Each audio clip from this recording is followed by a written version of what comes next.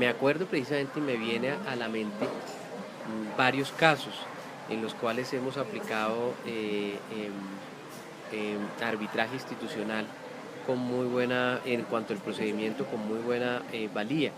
Pero para centrarme solo en uno, diría, hay un tribunal de arbitramiento en el cual expedimos laudo ya hace algunos años, más de un lustro incluso, que es el tribunal de arbitramiento entre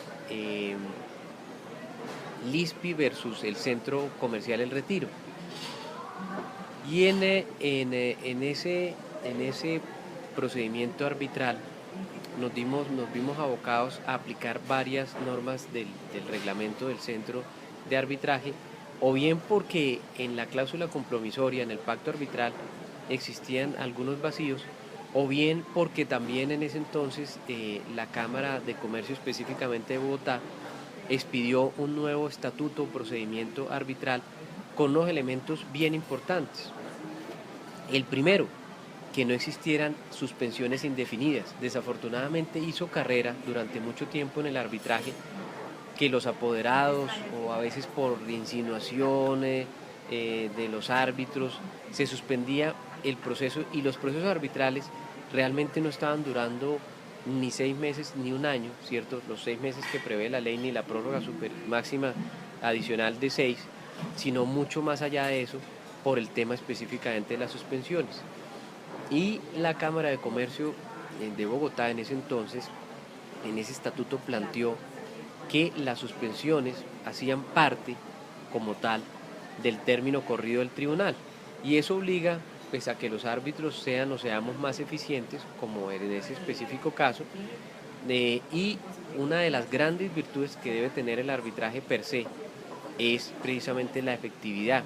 y la efectividad va ligada a la agilidad y a la rapidez que pueda tener el mismo. Creo que el arbitraje está imbrincado de una fisionomía bastante clara, como es agilidad y especialidad, y esas son dos premisas fundamentales. Entonces, en ese caso específico, vino con muy buen auxilio esa norma de la Cámara, tanto así que si uno ve hoy en día, en la ley 1563 ya se planteó un límite a las suspensiones. Se dice que las partes en ningún caso podrán, o sí lo pueden hacer, pero para efectos de que no se contabilice dentro del término, las suspensiones no pueden ir más allá de los 120 días, que me parece en todo caso un escenario sensato, porque parte a veces de ese tiempo se va porque el perito requiere esa utilización de ese lapso a efectos de rendir debidamente su peritazgo. Pero entonces, claro que uno vería específicamente que en ese caso fue muy útil. Pero también quisiera comentar, no solo como árbitro, sino como litigante arbitral, a veces, también ahora que hablamos de costos, y para ser absolutamente justos,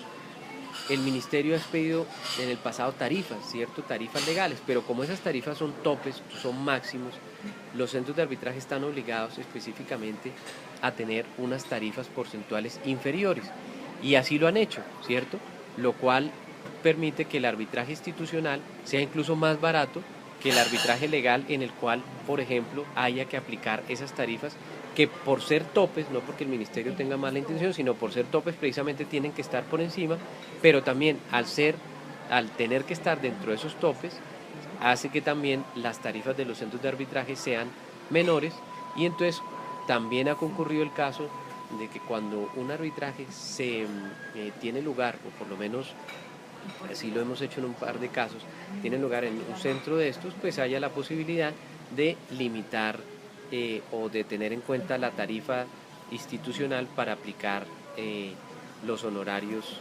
y los gastos administrativos en general del tribunal y de los árbitros.